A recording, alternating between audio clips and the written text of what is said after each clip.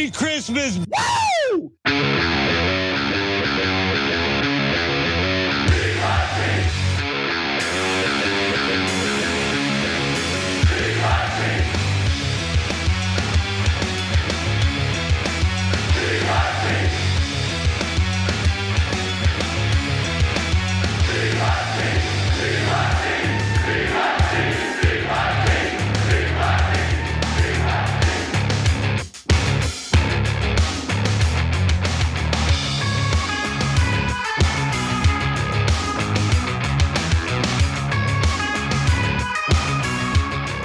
Drop it like Santa down a chimney.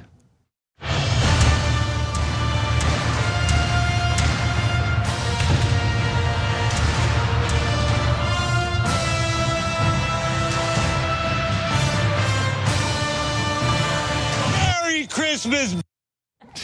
So everybody's in the holiday mood. By the way, it feels very weird to do the drop it without it being a snarky comment about the right wing, but it's the holidays, we're pushing past it.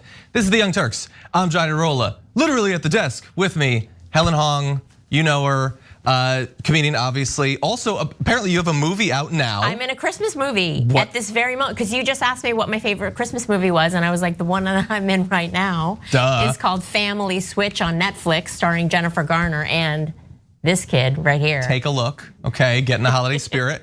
And Wosny Lambre is here as well. Woz, you know him from Rebel HQ, from Woke Bros. Great to have you here as always. Happy to be on the power panel. We got some power. We have a little bit of holiday spirit. You've got the tree, you've got the green. I'm not contributing anything in terms of holiday spirit. Your face is very holiday spirity. I'll get a little bit red, probably, likely. Does that count? Just your general vibe is very cheerful, John. So we're just happy and grateful for the vibes. Okay, it's elf-like is what it is. I've been working in my shop and putting together a rundown, okay, which is what every kid wants. Depressing political news. But anyway, no, we have some interesting stuff. And I was gonna say good news, arguably good news. So everyone buckle up for news. That's all I can promise you, but it should be interesting. And we're gonna start off with the big, perhaps, story of the day. Last night, the Detroit News obtained and then published details of a phone call that Donald Trump and Ronna McDaniel had with two of the then members of the Wayne County Board of Canvassers, trying to pressure them in the immediate aftermath of the 2020 election to not certify the results. And this might seem minor, but it's pretty significant because this is a big area. A lot of people's votes were on the line. Wayne County, notably, if you don't know, includes the city of Detroit. No idea why Trump would want to just nullify Detroit's votes or whatever, but it is a swing state that Trump lost to Joe Biden in 2020. About 18% of Michigan's entire population is in that county, so it matters if it's certified or not. And the phone call was on November 17th. And so you've got Donald Trump, you've got the Republican National Committee Chairwoman, Ronna McDaniel, and then you have two of these canvassers, Monica Palmer and William Hartman. And so the two canvassers initially had voted to block the certification of the county's election, so withholding the votes that would be needed to approve certification. But later in the meeting, they changed course and supported certifying the election based on the condition that an audit take place of some precincts within Wayne County. And so basically what they're doing there is they are not 100% sure that everything was legit, but they're willing to allow democracy to proceed as long as there's a few extra checks possibly. That is not good enough for Donald Trump or his campaign. So Trump apparently told them that they'd look terrible if they signed the documents after they first voted in opposition of it. We've got to fight for our country, he said. We can't let these people take our country away from us. This is November 17th. We're 2 weeks out from the election. I don't know how many court cases the Trump campaign had already lost at this point. Let's say 40. They have no evidence. They have no proof that there was illegal behavior in Michigan generally, let alone Detroit specifically. What they knew is that there's a lot of people there and it's likely to go for Biden. And so, just like with his calls to Brad Raffensperger, which we're gonna get into a little bit later on, this is a pressure campaign from not just Donald Trump, by the way, but also Ronna McDaniel, who I think has largely evaded being tied in with a lot of the big lie stuff, just going way beyond I would say, what should be the line to try to get a result in an election that wasn't looking their way. And Ronna McDaniel was not just there, she was talking. She told them, by the way, if you can go home tonight, do not sign it. We will get you attorneys, to which Trump added, we'll take care of that.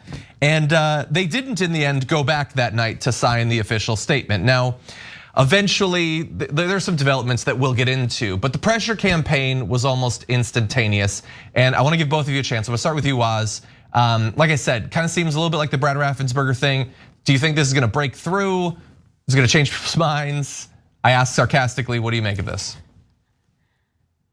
I don't know about changing anybody's minds. I think at this point, if you've been paying any attention and you're not part of the 30 or so % of Americans who would literally follow Donald Trump anywhere, it seems plausible that he would do this, that he would call up, that he would exert pressure so that he could keep power for himself. I don't think anybody sees this, reads this, hears this, and thinks to themselves, wow, that seems highly unlikely. So no, I don't think anybody's gonna be swayed by this, but this is pretty bad. This is pretty, bumbling idiot stuff, even for Donald Trump, that he would be on the phone doing something this blatantly illegal is kind of nuts. Helen? Who didn't he call? At this point, I just feel like he just went down like, did he have a yellow, like an old school yellow pages, and he just was like, who's next? What's the next state? All right, listen, here's the thing.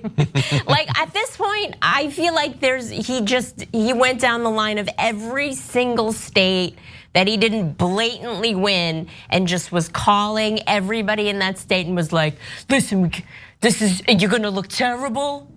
Like you do a better terrible impression than I do. But I feel like who didn't he call at this point? He's calling everybody after the election, and he's like, just don't do it. I feel like he was just calling me don't do it, is my impression of just him being. Yeah, I can see it bothering a lot of people. Like you said, he's calling literally everyone. I'm assuming like Donald Jr. and Eric are like, oh, so you can pick up a phone from time to time. I see how it is.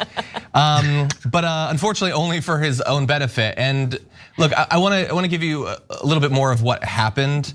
In the days after that call, Palmer and Hartman publicly attempted to rescind their votes. They said that there was intense bullying and coercion, plus bad legal advice that forced them to agree to certify the election after they had voted no, which I think is fairly hilarious and ironic. That like they had initially said no, but then they said yes, as long as we do due diligence and check to make sure that everything's okay. And then they receive bullying and coercion from the president, but then say the bullying and the coercion that happened before that and hasn't been specified is why they decided to certify it in the first place. So they were hiding the actual bullying and coercion there. In any event, what ended up happening was the Michigan Bureau of Elections later told county officials the vote that occurred and the signatures of the chair or vice chair of the 4-member canvassing board and the county clerk were the only things necessary to advance the certification to the state board of canvassers. So this could have gone in a very different direction. Not even necessarily that like, oh, we just never get the vote out of Wayne County, but they could just delay. In a lot of cases, that's what Trump was really looking for. He wanted to delay and delay and delay. I don't know, fingers crossed that maybe the Supreme Court decides to pull a Bush v. Gore and just decide that we're just not gonna count those, or we're gonna go with the states that are already decided, and oh, what do you know, that goes to Trump. It was a complex, long shot process. This, the Georgia stuff, Arizona, we're finding out more about that. Woz, as you were saying, very bumbling. But I have to imagine that now, 4 years later, they're gonna be better at this. They're gonna have people that are more willing to give them what they want and work with them in positions of power. So like we can sort of laugh about this now, Woz, but I'm a little bit worried that the next time isn't gonna be quite so funny. Yeah, I was actually thinking about that as you recounted what this guy was doing and what these county clerks and executives did after speaking to this guy.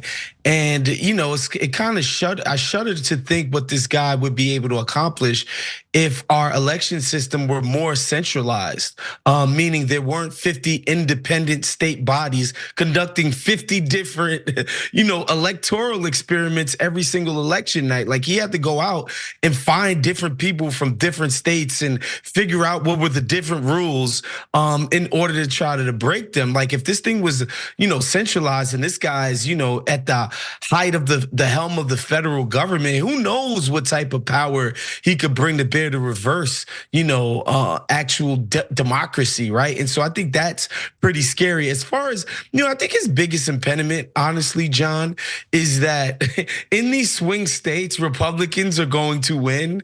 And so the idea that these other Republicans are not getting cheated and they're getting, legitimate results and winning, and somehow it's just Donald Trump somehow is the only one that the voting is defective for. That makes no sense. Yeah, I've always loved that. Like, Georgia's the best example that even though they don't control the state, and Biden didn't control the White House, the Democrats had no control, they still were able to sway the results of the Georgia election.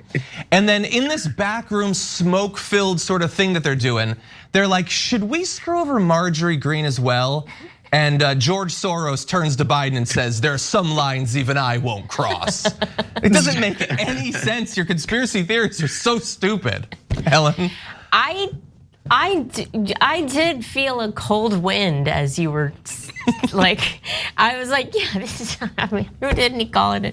And then you broke it down like that, like this is the dress rehearsal, and the next time they might be actually more organized. And I was like, oh God, I felt a shudder, because this was the dress rehearsal. Like, nobody, this was the first time where he's making calls and they're like, what do we, should we sign it? Should we not? He's on the phone. He's threatening.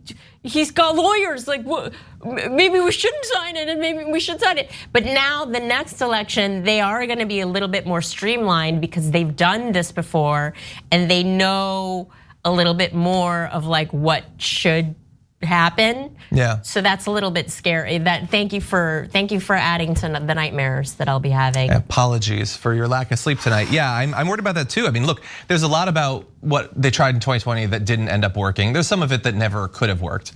If Trump, if you're watching, Mike Pence cannot single-handedly reverse the election. That's not how it works. I know that you still think it, buddy, but that's not actually how it works. But that said, we also know that there were some Republicans, both secretaries of state, county, board of supervisors, and in the Trump administration, that would not go along with, they'd go along with a lot, let's be clear, but not to the extent that Trump wanted them to or needed them to overturn the results of the election. And the thing is, those people will not be in power the next time around. Trump already obviously prioritized loyalty a ton. Now, that is the only thing that they're gonna be bringing in people for. Mike Pence would not make it as his VP this time around. It's gonna be someone who is willing to promise to do whatever it takes. No one is gonna be put in charge of the Department of Defense. No one's gonna be put in charge of the DOJ that's gonna allow a single person who will abide by, you name it, the Constitution, the law, norms, whatever. It's not going to happen. And I want to remind everyone of one example of this sort of person. These new details that are coming out of Michigan about Donald Trump's call in 2020 reminds, I think, a lot of people of what happened with Brad Raffensperger in Georgia in the wake of the 2020 election. In case you've forgotten, here's a little bit of that. The ballots are corrupt, and you're going to find that they are, and which is totally illegal. It's more illegal for you than it is for them, because you know what they did and you're not reporting it. That's a criminal offense. All I want to do is this. I just want to find 11,780 votes, which is one more than we have, because we won the state. You dumbass. He said the exact thing. He was clearly reading it and he had trouble reading the number. Sound it out, just sound it out. But to say we need one more than the gap, And I love the naked attempt to bully Brad Raffensperger. He's like, honestly, it's more illegal for you. You're the criminal, buddy. You're probably going to jail unless you break the law for me. That was a little bit bumbling, but Brad Raffensperger did, in this particular case, the right thing. Not doing the right thing seems like it would have been very obvious and very difficult. So I'm not saying that he's like a moral Hercules or something, but he did not play ball with Donald Trump in his transparently corrupt attempt to overturn the results of the Georgia election. So Brad Raffensperger got attacked a bunch. Helen, his wife was receiving threats. I doubt Brad Raffensperger is gonna be in a position to save us in Georgia next time. I love the it's gonna be more illegal for you than for them. Like, what does that even mean? I don't know. Anyway, but I think you're right. It's like he seems like such a moral, I did the right thing, but it was by the skin of your teeth, really, because not doing the right thing in this case probably would have landed you in jail. But yeah, I think you're right. I think next time it's going to be a bunch of we're turning into Kim Jong-un. You know what I mean? Like North Korea, like the goose stepping. Like if you're not a goose stepper, which is hilarious because Donald Trump can't goose step, clearly. He can barely step regularly, not even like a goose. But if you're not lockstep in with him, you're out. 100%. You're out. So that's the thing that's a little bit scary. And especially in these, it's these tiny little local elections where these people get in to power, right? And it's 30 people come out to vote, and you know who the 30 people are. They're the freaking hardcore Trumpers. So that's the scary thing. I'd be scared of taking legal advice from Donald Trump, that's for sure. Cause he's no Johnny Cochran, I'll tell you that much. Just the way that this guy is describing what it's like to break the law. But again, these local yokels in state government, yes, they're definitely more easily corruptible. The corruption and the pettiness of the crimes that you see on the local level are often very laughable in how minute and tiny they end up being. But again, I think part of it too is that there will be more vigilance nationwide around this subject, as it pertains to throwing the election or whatever the case may be, or Donald Trump trying to steal it in court or otherwise. So again, I don't think my blood pressure is all that high because I don't know that he has the backing of the institutional Republican Party to just pull off a real coup like that. I don't think he has that support because again, it's to what end? So that they can cut a couple more taxes? What's the point? Is some Democrat in there ruining the lives of the powers that be in the Republican establishment? No, it's business as usual. So why go through these great lengths to aid and abet a bumbling idiot who you don't like anyway? Yeah, I think trying to answer that question, maybe they think that Biden could actually pass a Green New Deal or something. I think they have a lot more faith in Joe Biden than I think most Joe Biden voters do. Come on, John. I thought Helen was the comedian on set. Come on now.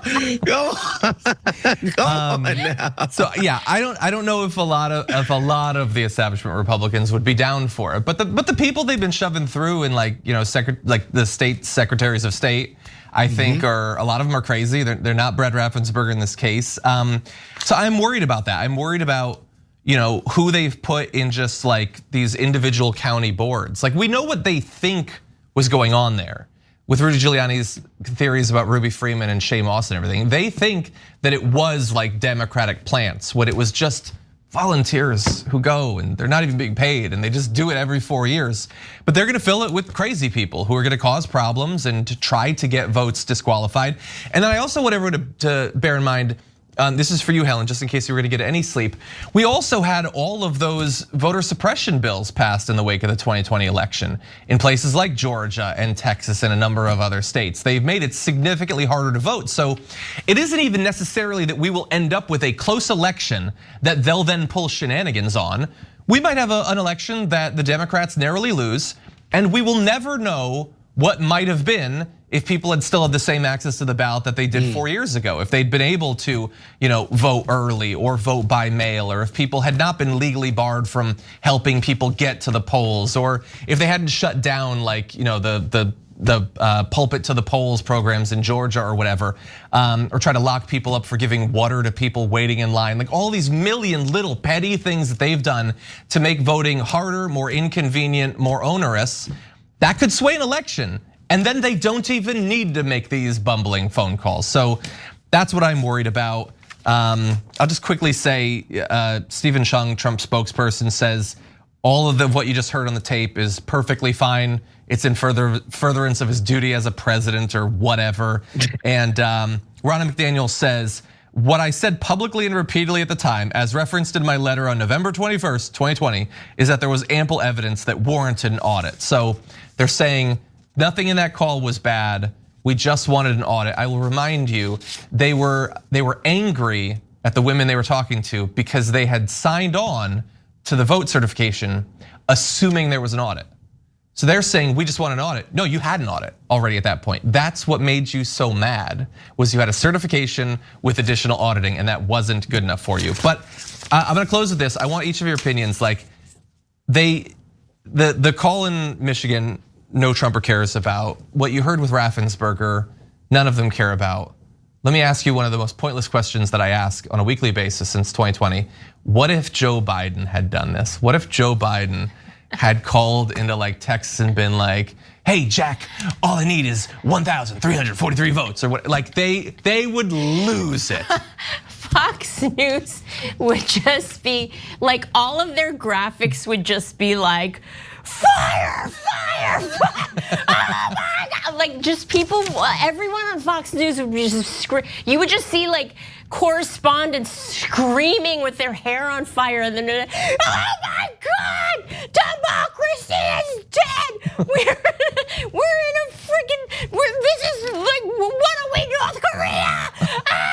Like just screaming. I'm sorry to be shrieking at you in this way, but that's exactly what would be happening at Fox News and everybody else on the right. Like there would zero chill would be happening if it was Biden, if the roles were reversed and Biden was caught on a phone call like that. Absolutely zero chill. 100%. Woz, any final thoughts?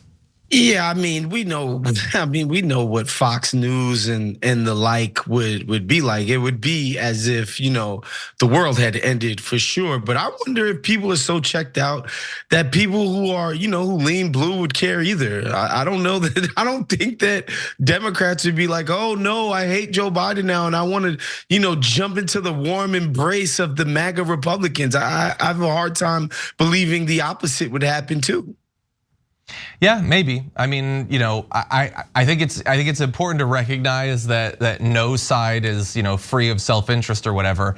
I think there is less like transparent desire for a leader that will break all of the rules because you're convinced that he will uphold like the racial hierarchy that you prefer or something. Like I think there's less of that on our side.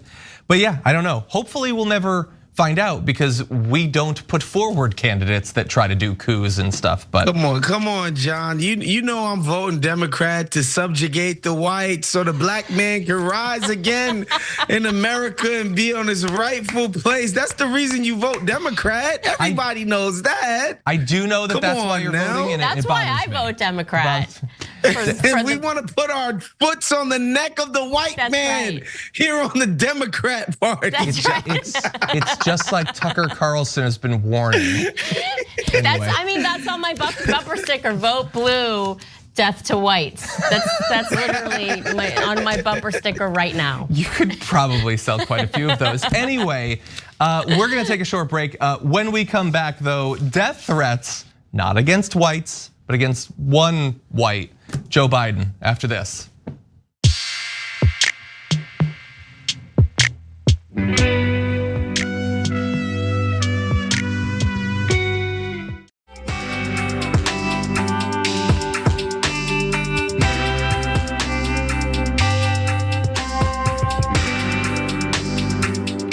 Welcome back to the Power Panel, everyone. More news to come, starting with this. The mysterious gift giver has struck again. If you get busted with those toys, you're done. And you made me an accessory. Well, you know what they say. Some accessories are required. Am I smiling? No. Jingle smells, stinking all the way. I know what you're thinking. I can't wait to see that.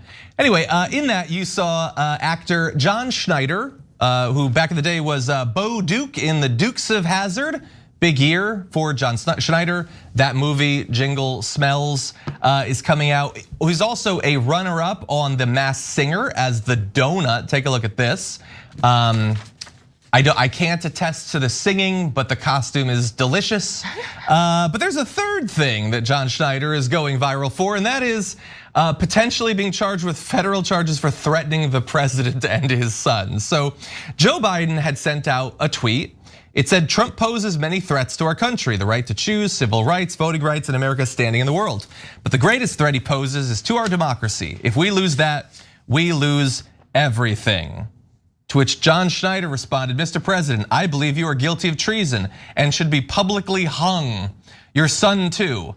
Look, in Hunter's defense, he has often been publicly hung. Dun-dun-dun. Anyway, your response is sincerely John Schneider. So look, I'm laughing, but he did say that he thinks the president and his son should be hung, which is not what you want to see in a democracy. The casual posting on social media of a call for the death of the president. So he eventually deleted the tweet, which is a good idea. Not as good of an idea as never sending the tweet, but apparently it was reported to the Secret Service and they have launched a probe into the statement saying the Secret Service is aware of the comments made by Mr. Schneider, and as a matter of practice, we do not comment on matters involving protective intelligence. We can say, however, that the Secret Service investigates all threats related to our protectees. And that probe is in the preliminary stage. I don't know how many stages there could be. He sent a tweet. It seems like you could wrap that up in a long afternoon, but Helen, what do you make of this? Does the Secret Service know about his donut costume? Because he could, he could just sneak on under the radar in that donut costume. John Schneider, I mean, who even is he? I heard he was a Dukes of Hazzard back in the day. I've seen clips of that show. He was a snack back in the day. That's all I know. Like a donut. Yeah, he was a snack like a donut. Now he's a literal donut, a singing donut, and he's in a terrible looking Christmas movie called Jingle Smells. Who would name a Christmas movie Jingle Smells? Why would you want to see that? There's nothing joyful or Christmassy or holiday about a movie called Jingle Smells, and that trailer smelled. Maybe that's why they called it that. Stunk up the room, and there's no way anybody who's vaguely into Christmas is gonna be like, that's a Christmas movie I wanna watch. And then on top of that, he's like, and hang the president. Wow, John Schneider, 0 for 0, or whatever the baseball reference is. 0 for 3, I don't know how. 0 for 0, whatever the thing is when you say boo, no good. Okay, I think that's enough out of TYT's resident baseball expert. Woz, what do you think?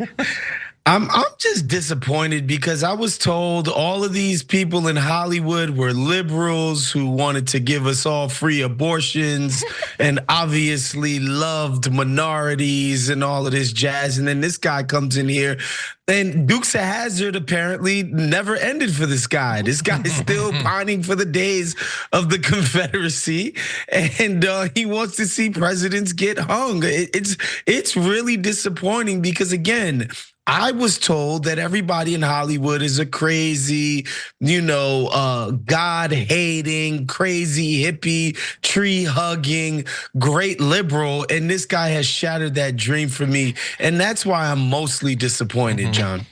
Yeah, I'm not one of those people that says that actors shouldn't weigh in on politics. That's generally Fox News that does not want most actors, because most actors don't agree with them.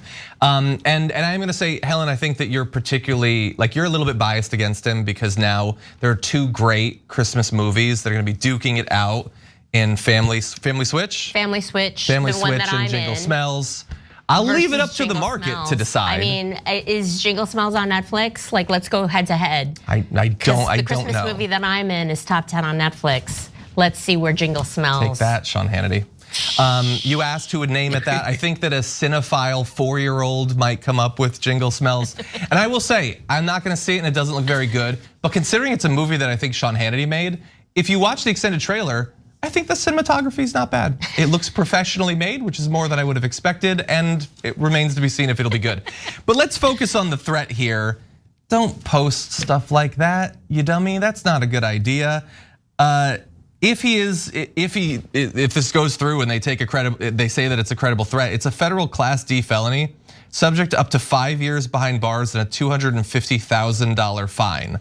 Which, by the way, for it to be deemed a credible threat, prosecution, quote, would not only require proof that the statement could reasonably be perceived as a threat, which is debatable in this case, but would also require some evidence that the maker intended the statement to be a threat, which obviously that's what the intent was. That said, I don't think that he should go to jail. Is that me getting ahead of myself? I don't think he's gonna kill the president. I don't think he should go to jail, but I do think he should be under house arrest and forced to watch Jingle Smells over and over and over for at least 48 hours. I think that's, I mean, that's a pretty good. It's tough, but fair. Was. I don't think he should go to prison, but I would like for some federal authorities to go knock on that man's door and scare the bejesus out of him and let him know how serious this is. I think that would be nice if somebody just scared the living daylights out of that dude so he could realize that, you don't make threats against the leader of the free world on Twitter. You just don't do that. Do that with your friends. Drunk, chewing tobacco, drinking some Rolling Rock, do that. But please don't do it on Twitter. Yeah. I don't get, like, he's not some like 14-year-old boy mouthing off on like Call of Duty chat or something. He's a grown ass man. Does he not know that Twitter is public? Like, I know some older people can't follow the tech that well. Like, you can't publicly post threats like that. And then if you're gonna do that, and if you're gonna delete them or whatever, and again, bear in mind, I don't want him to suffer any legal consequences for this. At least like apologize, take some responsibility for it. Instead, he said, there's a statement to Deadline. Seriously, folks, this is my final comment on this. I neither said nor implied any such thing.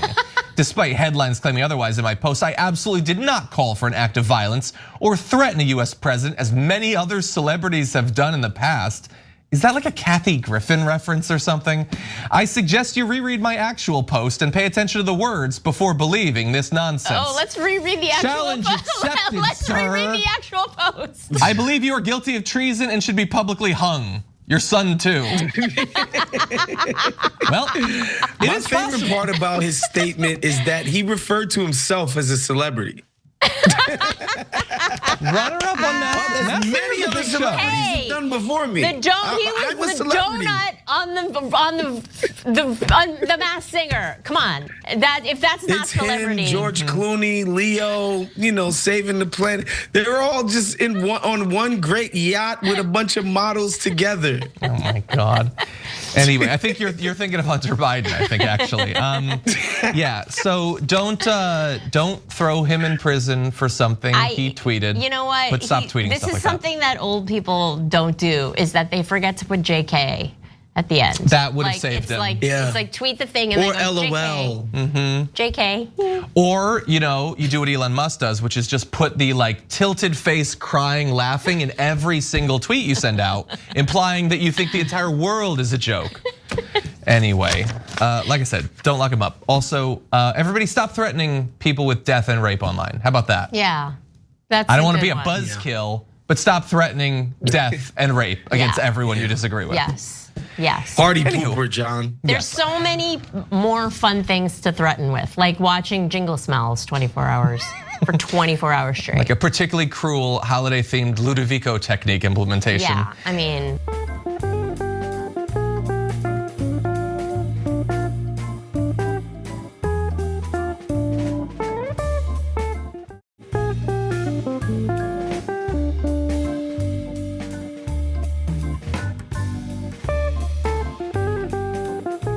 Anyway, I'm not the only party pooper. Why don't we move on to a dude who is a habitual party pooper?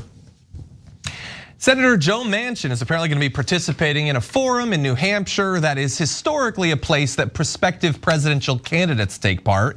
And this is, of course, continuing to fuel speculation that he might launch some sort of third-party bid for the presidency in 2024. This is the New England Council and the New Hampshire Institute of Politics Politics and Eggs series on January 12th. Half of that sounds good. I do enjoy scrambled eggs. Joe Manchin being there would ruin it though. The announcement gives a nod to the nonprofit political organization called Americans Together that Manchin recently founded with his daughter, former pharmaceutical executive Heather Manchin, to promote centrist policies and quote, stand against extremism in politics, according to its newly launched website. So they are against extremism in politics. Notably, historically, not against extremism in pricing, because I will remind you that if you don't remember his daughter, she was the president and chief executive officer of Mylan, a pharmaceutical company that specialized in generic drugs. They raised the price of a 2-pack of EpiPen from around $124 in 2009 to $609 in 2016. And now that organization that they co-sponsored or co-set up plans to spend $100 million in this election. How did they generate that money? Probably by overpricing on EpiPen, if I had to guess. But anyway, that's Joe Manchin. Now, I know what you're thinking. If he ran, then he might serve as a spoiler and ruin this whole thing, but he wants to reassure you that that's not the case. Would you run to be a spoiler? I mean, would you never be a spoiler? I would never run to be a spoiler. Only to win if you ran. Exactly. If I'm running, I'm winning. Yeah. So then, but it's gonna be hard. It's a third party. Everything's hard. I've never had not hard, almost impossible. Almost impossible to run to win as a third party. Let's just say hard. We've never had a situation like we are right now.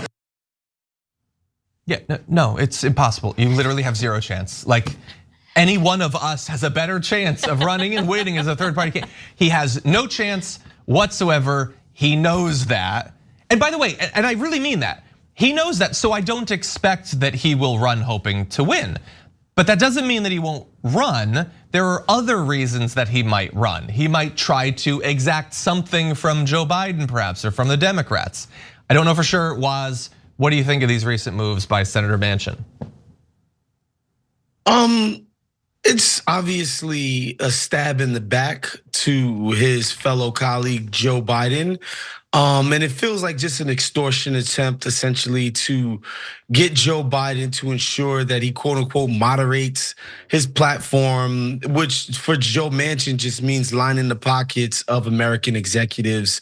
And the moneyed class of this country. That's it. However, I think we're kind of overrating this guy's ability to spoil anything.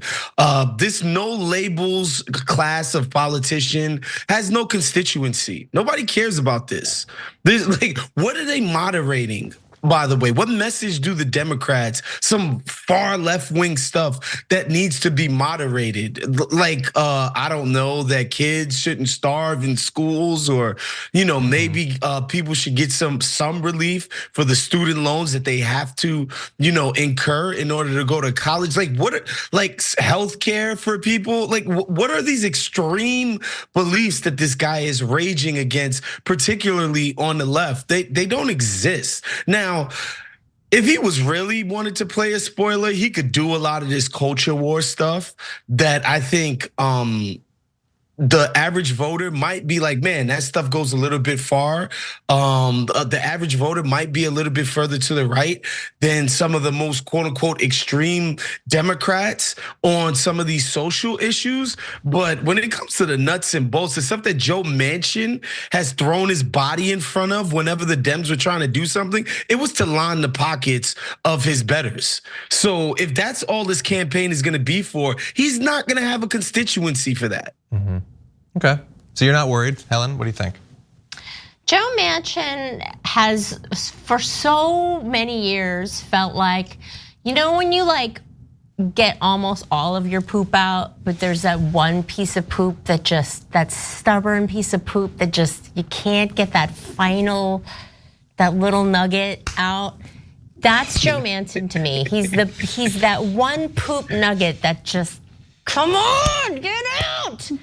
That's to me Joe Manchin. He's just that little poop nugget that just stuck in there. And yeah, so he is just annoying and stinky and like just a waste of toilet paper. And also, I do think, Woz, to your point, the thing that he is railing against, the Democratic wild Democratic extreme views, is that EpiPens are less than $600. Let's get the EpiPens back to $600 where they should be, so we can get the money from those stupid diabetics, those dumbass diabetics. We need that dumbass diabetic money to do whatever the hell we're doing, and also stock up on toilet paper, because I can't. I never knew Joe Manchin could give you a hemorrhoid. This is news to me. This is a new He's hemorrhoidy. That should be it's Joe Hemorrhoids Manchin. I know a lot of you. I like, honestly, I think if this guy, in all seriousness, if this guy tries to make the case for the things that he's gung ho about policy-wise to American people, he would be laughed out of the room. Honestly. Yeah. I just want to quickly double down on what one of you said, and it's about Manchin being poop. No, I'm kidding. Although I do think that to save American democracy, I think it needs more fiber. But anyway, no, I agree with you, Woz, about the labels that get applied to people like Joe Manchin. I'm not gonna go on my whole diatribe about the words moderate and centrist again. I will only say that I look forward to a day when a reporter posts a tweet or a video where they use the term centrist or moderate, that they're flooded with people saying, define moderate, define centrist. Why are you using the terms that don't mean anything like what they should reasonably mean, but are just, they're PR for corporatist Democrats and Republicans? Thankfully, we had a lower third, and moderate was in quotation marks, but that's not how they use it. They just say he's a centrist, as if everything in politics can be mapped out along a continuum, and the crazy Dems are over there and the crazy Republicans are over there. But his moderate positions agree with the vast majority of the establishment politicians on both sides. So they're just doing such a willful disservice to their viewers and readers, and I'm sick of it. But anyway, I think we need to take a little bit of time, head to the toilet, try to squeeze it out, put a little bit more effort into it. I'm gonna vomit a little bit in my mouth, and we'll be back in a few minutes.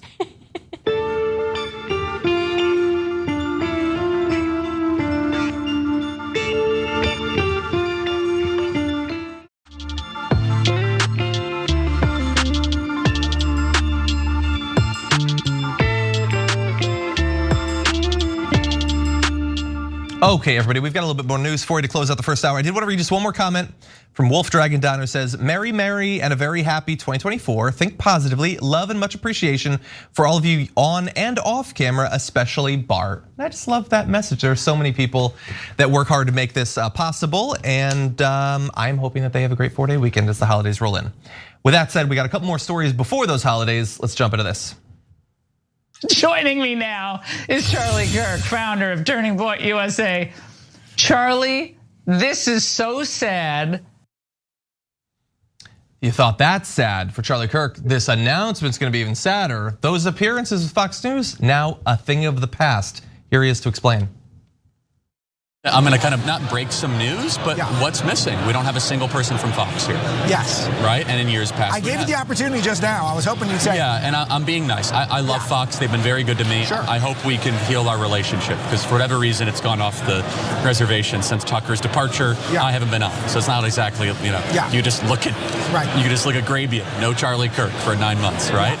And so we had to kind of do an event without Fox, and that was a great thing, man, because sometimes desperation is the mother of innovation, right? Yes. So we kind of grew accustomed to love him, Jesse Waters, love him, Greg Gutfeld, but that wasn't a thing. We couldn't do it. They're not allowed to be here, right? And so we kind of sat in the conference room. We said, well, let's redesign the whole mantra. Like, let's go culture. Let's still do the politics thing. And man, what we pulled off, it's not that I want credit, but we deserve it. I'll be honest. You know what? I think he wants credit, actually.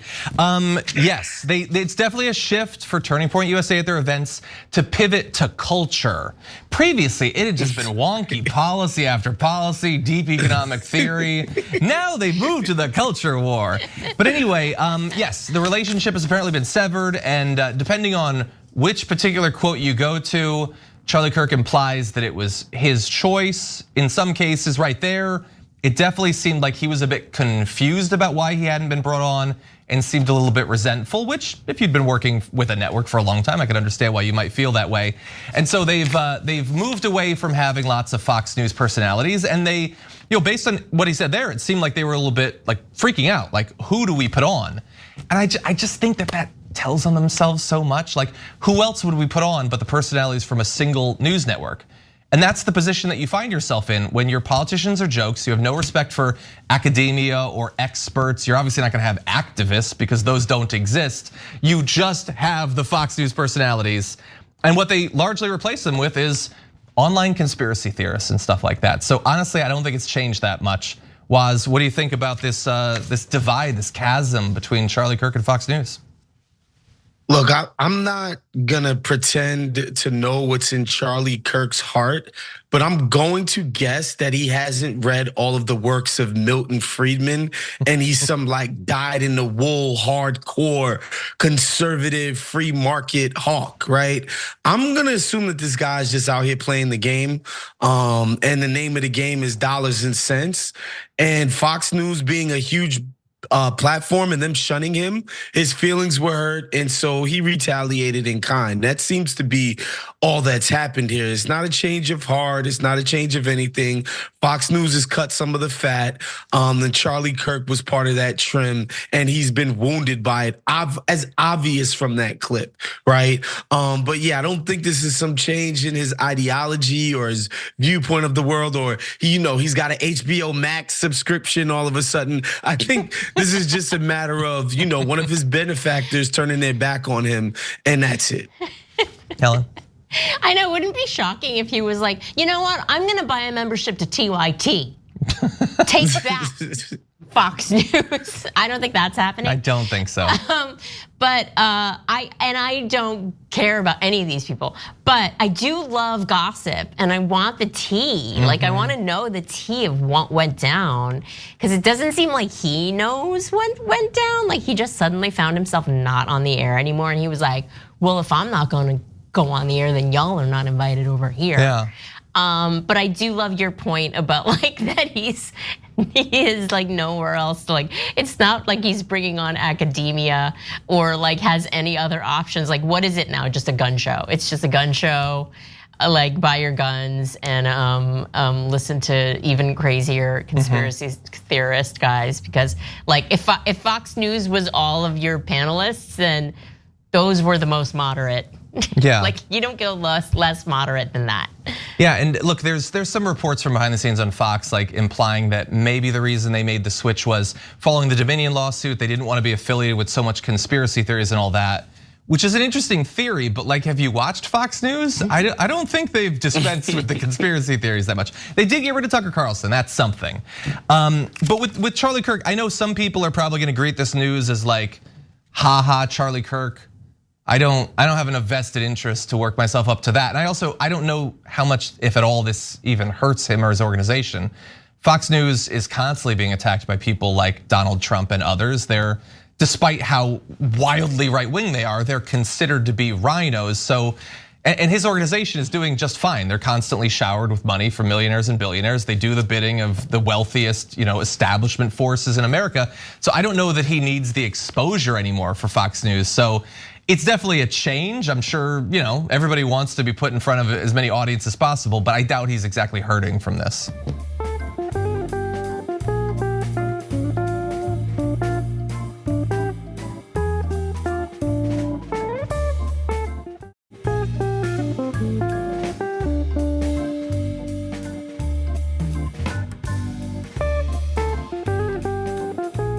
But anyway, we're running very low on time. We don't have much more time, and I don't want us to be cut off before we're done. You're gonna see how that's sort of a tease for this story as we launch into our last thing. Dozens of students in South Korea are suing the government after a proctor for this year's big college entrance exam ended the test 1 minute early. And now they're suing. $15,000 each in damages, which is basically how much it costs to prepare for this test for a full year. Now, why would you prepare for a test like this for a full year? Well, it's only offered once a year, and it is critical to the future of these students. So before you say that they're overreacting, hear a little bit about this test. So the 43 students who have signed on to this lawsuit are among the 370 who took the exams at this high school in Seoul. During the Korean language and literature session, the alarm ending the 80-minute test rang 60 seconds early because a test administrator mistakenly thought there was 1 second remaining instead of 1 minute. And to that test administrator, I will say, you had one job. Start the timer, end the timer. Technically 2 jobs. You got half credit at best, unfortunately. So the school tried to rectify the mistake. What they did was, during lunchtime, they gave the students back their papers for 90 seconds, so longer than a minute, but they only allowed them to fill in their solutions for questions they hadn't answered yet. They could not go back and edit any of the questions they had already responded on.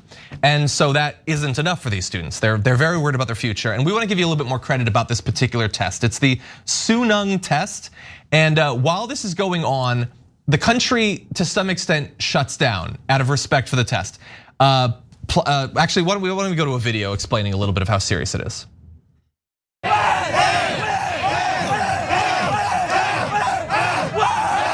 Welcome to school by younger friends, students in this notoriously competitive country know the day-long exam can determine not only what university they will attend, but also their career and marriage prospects, and ultimately their status in society. Exam day has become a national event. These students have shown up early to cheer on their classmates. Latecomers can have a police escort, and planes aren't allowed to take off or land during the English listening test.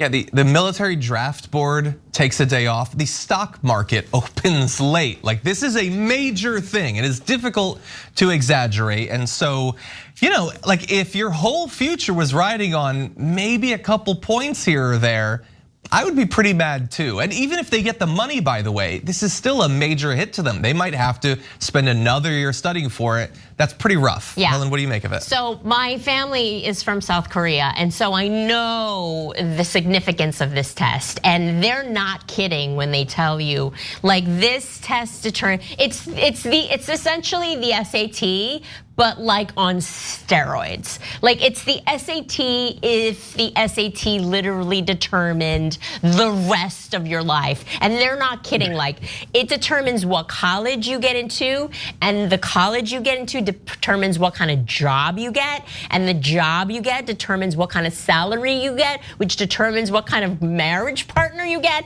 I mean, it is not, none of this is like hyperbole. This test is literally, which I think is a little problematic. I'm not gonna lie. I'm not espousing that one test. What if you're having an off day? Like, what if you had bad oysters the night before? You know what I mean? Your life is ruined because of this one test. What if you have a mansion dingleberry that you happen to not be able, I'm sorry to bring it back, but I had to go there. Anyway, the test is so important, and so like getting shaken like that, really, like I can understand why these students are suing. But also, I think maybe South Korea should re-examine maybe why this one test is determining your entire future. It's a little aggressive, I think. Yeah, Was? $15,000 just to prepare for a test. That's eye-opening to me. Obviously, I don't know the sort of class and societal breakdown of South Korean society, but I would imagine not every student could afford to spend $15,000 in preparation for this test. That seems problematic enough in and of itself. But hey, man, the school, the teacher messed up. These people deserve to get their money back. Absolutely. Yeah, 100%. By the way, like, people take it so seriously. Their mental breakdowns are not unheard of during the test. People get sick in between subjects, and not just because of bad oysters or dingleberries. They're just throwing up between them because they're so absolutely stressed out. And look, like the SAT, I think is a good comparison. It does have a big impact on your life. And look, we can say, it shouldn't be taken as seriously, but like, if it is, then what are you supposed to do? You kind of have to spend a year prepping, or as one student took up a habit for a couple months of a vegetable-focused diet, maybe to avoid the oysters before the thing. Yeah, and as you said, Woz, like, if you can afford to put a bunch more money into the prep, then this is sort of going to help to stratify society. We have a little bit of that with the SAT. Some people can afford thousands of dollars in prep. Other people, borrow a book from the library, and that's the best that they could do. But I will say that I don't know how this particular lawsuit is gonna go, but in the past, in April, a court in Seoul awarded $5,200 to students who claimed that in 2021, the bell was rung 2 minutes too early. And outside of South Korea, it can go beyond just fines. In 2012, a man in China was given a 1-year suspended sentence for ringing the bell 4 minutes and 48 seconds early for their national college entrance exam. So you could potentially go to jail, maybe even. But so if anybody watching them is like folks might need to relax a little bit in East Asia, John. I don't know, man.